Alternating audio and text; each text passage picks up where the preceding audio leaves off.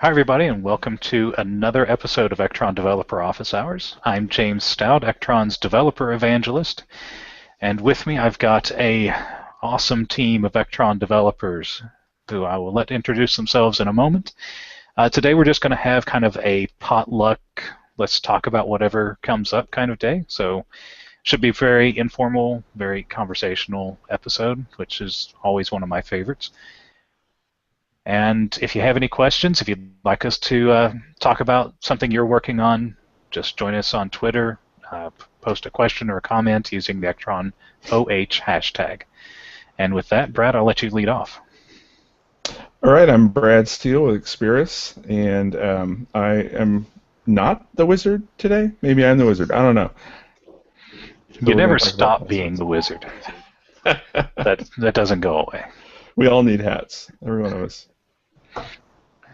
And Dan, say hello. Hi, Dan McGarry of Vontae's Web Solutions. Do a lot of work these days with Brad and the team at Experis. Very cool. And Jay. I'm Jay Burling with Hendrix College, and I do Ektron office hours pretty much every day. Almost every week, although this is the second week in a row that you've not had a tie, and I'm so disappointed. Summertime. It's summertime, see. Now I'm at the summer thing, so I'll let you know when school starts up again. All right, fair enough. It's worth pointing out that Jay's been trying to use Photoshop to create a custom overlay, and I think he needs help. It may happen. I'm going to recruit you some help for a custom overlay. No, I think I got it. It's just a matter of what to mat the words on. So. All right. So one of the topics that came up before we came live, Dan, you had talked about creating a multi-site Ektron implementation, but with a single code base. Would you care to just give us a rundown of what you mean by that? Sure, yeah. I think the first multi-site project, Ektron multi-site project I worked on was probably about 8 or 9 years ago, and it was on the, I want to say, 7.2, 7.3. That's not worth admitting. Well, I know, but it does. It shows that I've got a lot of experience with the framework. But at that point in time, you had to, each site had its own set of templates, and it got to be a fairly unwieldy entity to manage, to the point where toward the end of that project, we actually did cleave one of the sites out and separate it off into its own standalone site, which was an interesting project unto itself.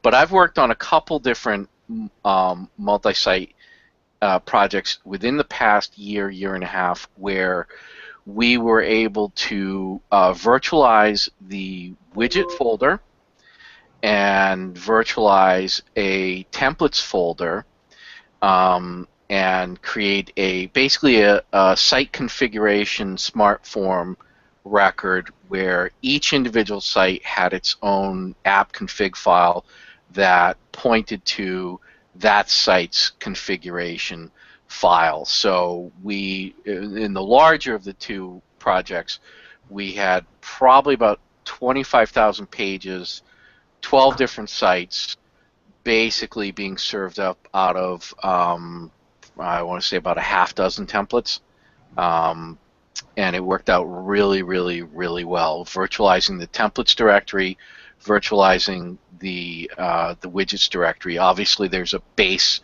site that's your boss, and all your source files go in there, and then all the other sites just simply virtualize that directory and go from there. And that worked out really, really well. In fact, we did it both with Page Builder and without. So. Yeah, I think that just a general tip coming out of that is to virtualize the widgets folder for multi-site. I think even if you're not sharing templates and other files in between, you probably want to share the widgets directory between all of your multi-site instances. I recommend that highly. Otherwise, you're just setting yourself up for a lot of headache You know, if you've got multiple paths to basically the same widget file, you know, for instance, you know, the content block widget, the default out-of-the-box widget that we all know and love and utilize all over the place. If if you've got 10 sites and you know you've got 10 different paths to it, that's going to end up causing a lot of problems when you're trying to even just debugging. You know, obviously, if you've got a path here, a path there, and they both reconcile to basically the same code, then from a runtime standpoint, you might not have any issues. But from a where you'll start seeing problems are things unexpected fallout, probably things like SEO reporting, those kind of things. I don't actually have direct experience with that. I tend to virtualize that folder right out of the gate. So I don't know. Maybe you could speak to more of what headaches percolate from not virtualizing that. So the biggest headache that I've seen, and the biggest thing to keep in mind, is that it's one database. Yeah. So when you synchronize the widgets directory for, say, your primary site, it's going to just read that site's widgets directory and put all of those widget references into the database. Yep. You go to another site that has a different set of widgets and you synchronize that folder, it's going to overwrite. Yep. And it's going to remove the widgets that it's not able to find, it's going to add the new ones, and you're going to end up going back and forth, so it's really best to have common widgets through all of the multi-sites. Yep. That's right. Have you ever seen a multi-site, and this go for Brad or Dan or Jay? Jay, I don't think you have multiple sites, so you can just ask questions. All of your multiple sites-ness. I'm following along. Yeah. So have you guys seen a multi-site configuration that was multi-site as far as the CMS was concerned, but as far as IIS was concerned, it was just everything was bound to the same instance. So it was one site in IIS, multi-site inside the CMS. Have you guys seen that at all? Yeah, we've done it both ways, and really, in a lot of cases, it's client preference. But yeah, we just, in that case, let's say we got 4 sites in there, we'll bind all 4 URLs straight to the same IIS instance. Yeah. So how do you manage showing, let's say, did you need different navigation? Did you need different logos? Any of that? How did you manage that? Well, actually, yeah, in one instance, we had a couple of different things. Depending on which site we're looking at, we had to have a completely different, essentially different styles. So different background colors, different fonts, different banners. I mean, it was essentially a completely separate site with the same overall architecture from one to the next. And so, one, we used the site alias to make sure that the right site would get hit. And it's, if you're not familiar with that, or you've got an older version of Ektron, make sure you look at the site alias tab on your folder settings for your multi-site. But we use that, and then we would use this site configuration content that I talk about all the time, but basically it's a piece of content that says, here are all the settings for your site. And that contained our CSS path, that contained paths to particular assets that were unique to that site. And then what got really strange with this project was we might have 2 sites that were virtually identical, except for things like that. Even the content and the navigation might be mostly the same between the 2 sites. And so what we did is we created a piece of content called reference content. And all it was a smart form with a content selector in it. And a checkbox that says, use my metadata or use the metadata I'm pointing at. And it would render essentially a duplicate of content that belonged to a different multi-site site, but then it would either render its own metadata or the metadata of what you're pointing at. So it's kind of challenging there. Yeah, without actually having a duplicate of the content. And that's really the advantage of multi-site in general, right, is being able to share content and share assets. If you don't need to share content, don't need to share assets, and don't have those kinds of needs, whether it's taxonomy or whatever, then you probably don't want to use multi-site. At least that's been my experience. What would you guys say? I tend to agree. I think that if you, and this goes back to one of my first multi-site projects.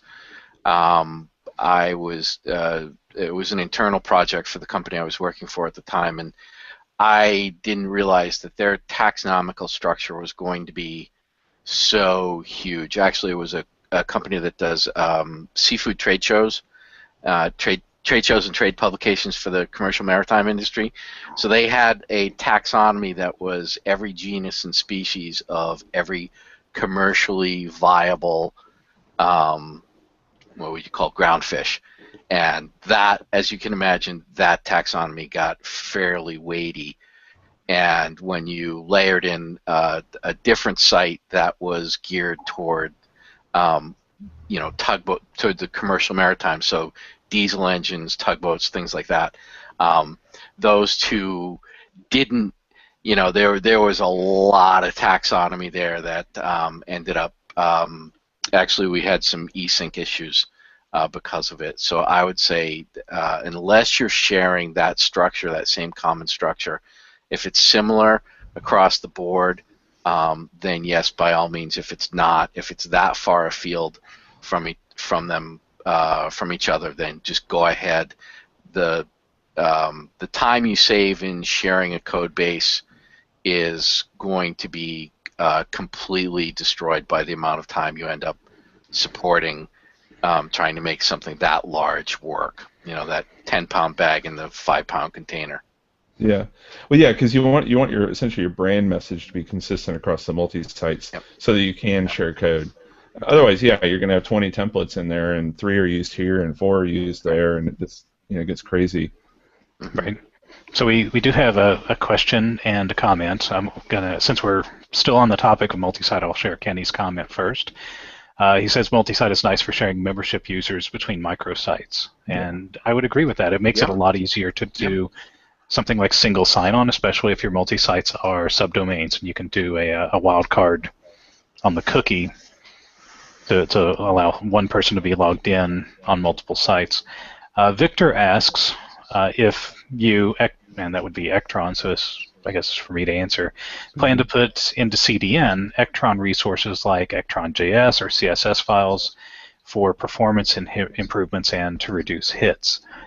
I'd say that's within the realm of possibility. I'm not sure of any firm plans to make that a just general offering for everybody right now, but where we're starting to offer componentized Ektron, I'll say, like the content marketing platform, you may start to see CDN-based resources becoming more and more prevalent in those types of offerings as we get more and more into hosting the system ourselves.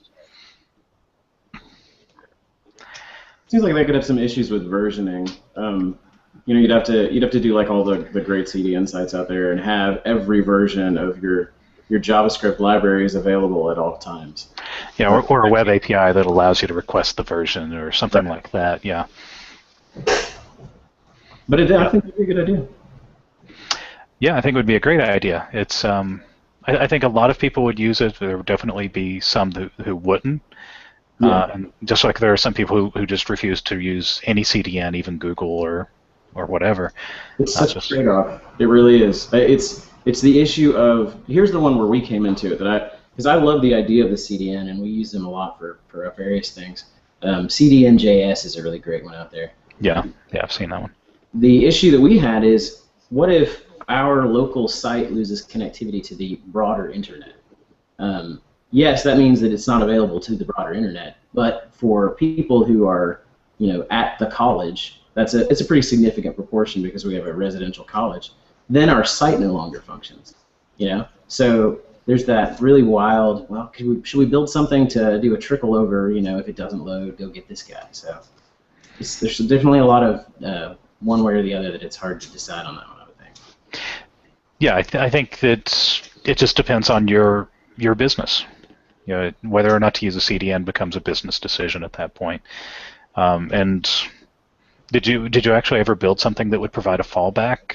No. Check to see if it's available and cascade. Although we've gotten, for the site that we've been using a lot of CDN on, it's sort of our tester site that we're doing some stuff on. I think before we roll it to the big site-wide piece, we're going to have to come up with some sort of solution, either find someone that someone's built or try to figure out how to make it work on our own. So if I do get that, I will publish that on the Twitters. I appreciate it. But that is the concern, is that you're relying on a third party to provide essential code, basically, to allow your site to function. And some people are comfortable with that external, that third party reliance, and some people are not. Well, and it actually just kind of ties really nicely back to last week's discussion. That really would be a situation where you would want very good progressive degradation of your site, where if all of a sudden your JavaScript isn't loading, the site still displays itself. Right. The content is still available no matter what.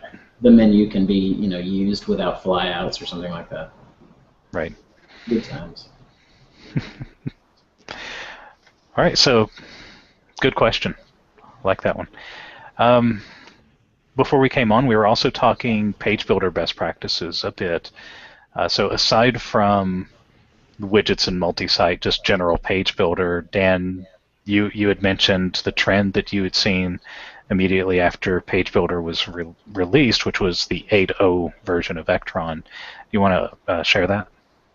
Well, at first it seemed like when it first came out, it was sort of an all or nothing. It seemed like everybody jumped on the bandwagon, and you kind of went all in on Page Builder, and it was actually the way we got into talking about this recently was Brad and I were working on a project where we wanted to incorporate the multivariate widget. We wanted to basically, for a client, change their home page. The site had been built using web forms, a little MVC, and no page builder at all. Very responsive design, and they wanted to change their home page over to be able to utilize the marketing optimization suite.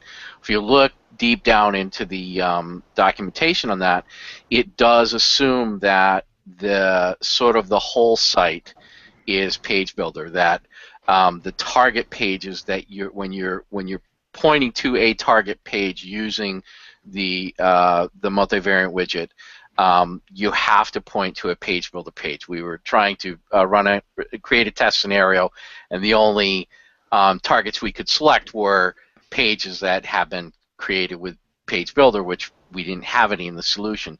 So we actually took the target widget, or the marketing optimization target widget, and we just simply kind of pulled the non-page builder guts out of it, dropped that into a web user control, and incorporated that into our master, basically. So we were able to skin that cat kind of a different way, but it did sort of bring about the conversation that at first it was sort of like, hey, we've got this great tool, let's go ahead and jump into this. And even though from a development standpoint, it's a fantastic vehicle, and from marketing, it's a fantastic vehicle, it does mean that your rank and file people who are comfortable with Ektron, it is an additional step. People who might be used to going into a folder, publishing a piece of content, and seeing it right away go live, or next sync it goes live. Now all of a sudden they've got to go through this additional step of creating a page that points to that content. And that can grind gears at times. And I think that there's a natural balance between page builder and non-page builder traditional templates, and finding that balance. I think and you chime in here, Brad and Jay, but this is one of those things where you have to get a sense of what your user base is comfortable with, and knowing where the choke factor might come from. But anyway, that's sort of what we're talking about. We have our sort of our own internal checklist, and the answer is, are we using page builder? It generally starts with no, but right. And yeah, definitely our approach initially when Page Builder first came out was, oh, if we're going to do it, we're going to go into the deep end and we're going to do everything Page Builder. And there are a lot of reasons why you might want to do that, and there are reasons why you might not. And for us, we asked the question, okay, do you want to be able to change the layout of the page? If you do, well, then Page Builder is, that's really what it's for. And then, of course, the question is how much, and how much do you not want to do? That's where your design comes from. But then, right into is multivariate testing required? Is targeted content required? If so, really those widgets are there, and it's a matter of building the template and dropping it in. But then you have to ask the question like we did: do we really want everything to be Page Builder? And if not, what can we do? And then the last two are more. The question is: does the customer understand that content must be created independently of page design? It's very important that your customer gets that. And then do you want it separated, right? And that was kind of one of the things we were talking about before we started today is sometimes you want that separation. Sometimes you want your content authors, or you don't want your content authors to really be able to touch the overall structure of your site or even the structure of the pages, and you can separate that with Page Builder. So there's advantages either way, but we tend to lean on use it kind of like the tip of the food pyramid, use it sparingly, and have a very good reason for using it. We do a really similar to both of those, and really kind of we found that the trick is for how complex is the page.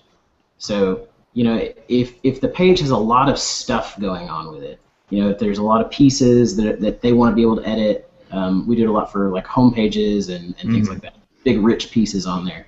We like building those out as widgets simply because they're a lot easier for them to operate and deal with than just a full blown smart form. Yeah. But so like our home page and our top level pages are all built that way. I really think that it does get to where when you start explaining you really hit it, the difference between, oh, this is a piece of content, but then it must have pieces of content inside of it. You can't exactly get in directly to edit it. You need to go over here, and then they start kind of getting like, oh. So we really try to keep that for our more tech users, our people that are just really nailing it. Yeah, I call it a tool for advanced marketers and not just your run-of-the-mill authors. So my approach to it has been if it's just displaying the detailed content for whatever, whether it's a webinar or press release or whatever, that gets a user control to render it out or a template or equivalent. It's not a widget that renders a press release. But if it's the list of press releases, yeah, I'll put that into a widget and I'll make that a Page Builder page. Because you're combining multiple pieces of functionality at that point. You're putting content at the top that's just a content block, and then you've got the widget that does a list where it's two separate pieces of functionality that belong together in the main body of the page. I call that Page Builder. We a lot of times start out with a control, and then when we make it into a widget, we'll just wire the control up to the widget's architecture. Yeah. And that way we can use it if we want to by itself, So if you're doing like a one-off thing, inevitably you do a one-off cool thing, and everyone's like, I want that on my page. Yeah. Then you make Yeah, that's the advantage of widgets is that they are easily reused. Right. Without any developer intervention, ideally. Dan brought up a good point in Twitter just now too that a really big trade-off using Page Builder is that you need to understand the mobile impact that the widgets and the Page Builder are going to have to it. They do add a great deal of heft to the page that does not have otherwise. So it is absolutely something that you've got to consider when you're putting it together. Yep, absolutely.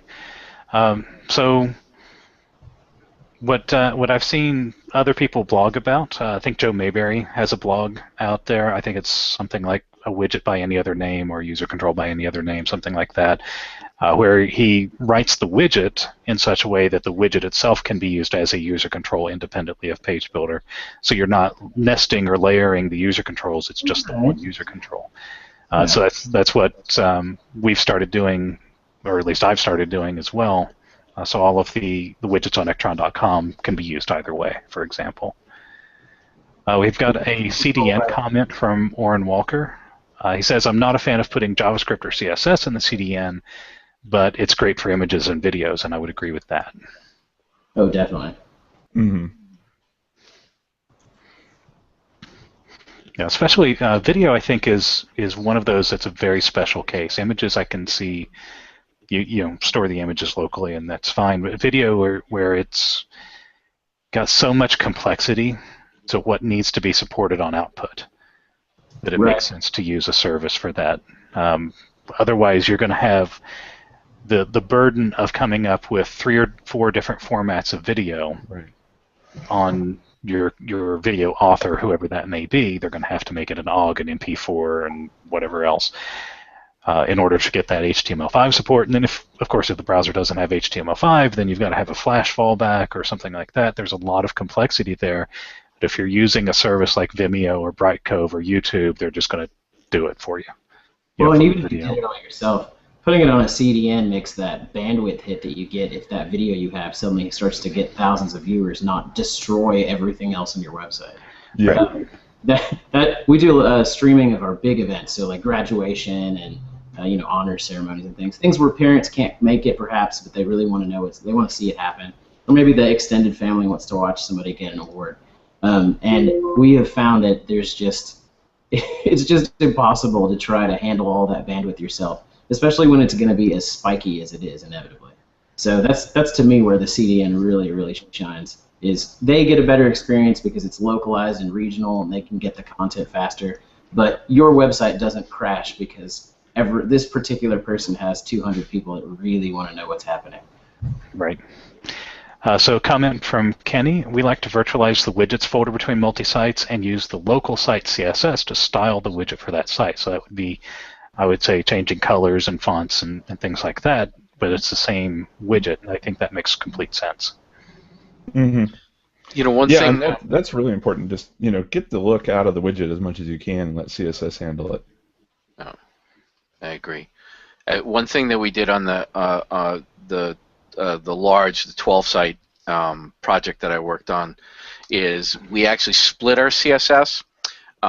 So if I had a CSS selector that, some properties have to do with layout, might say it's a display block inline, that kind of thing, and the margining, padding, and other properties on it might have to do with the border color, those sort of things. So what we actually did was, because we had a common structure across all 12 sites, we put that into one single CSS file, and we had the same CSS selectors in all 12 in the individual style file for each site. So if I wanted to change sort of the layout, the width of the page layout, I did it in one file, and boom, it just percolated across all 12 sites.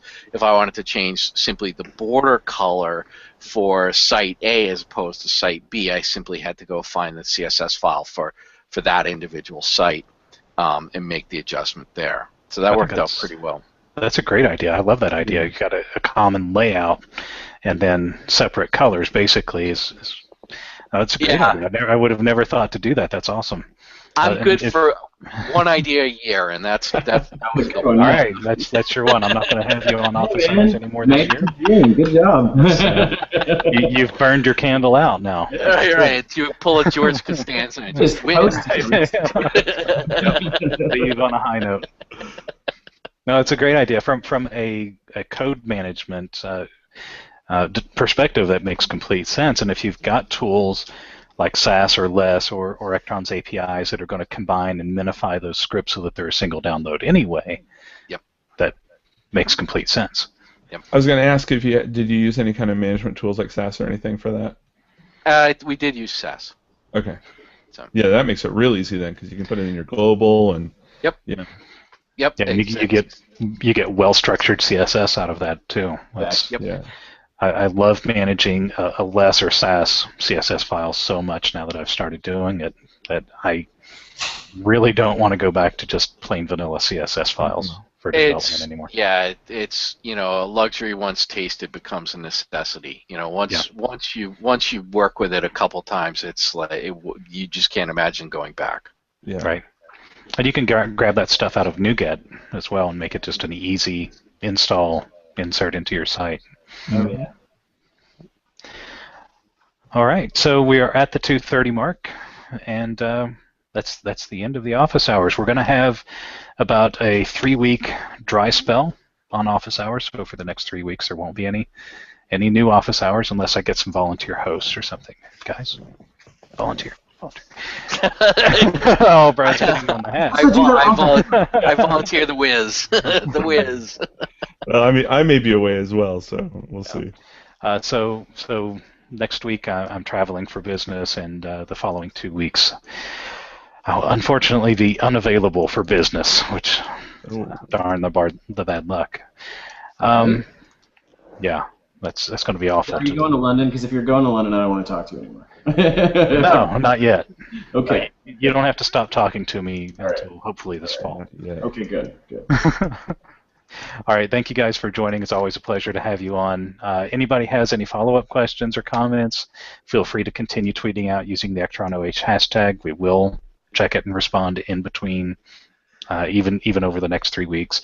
And I will have scheduled reminder emails that there is no office hours, so you'll have that in your inbox. All right, so that's it. Thank you again, guys, and see you in about a month. All righty. Okay, Bye, everybody. take care.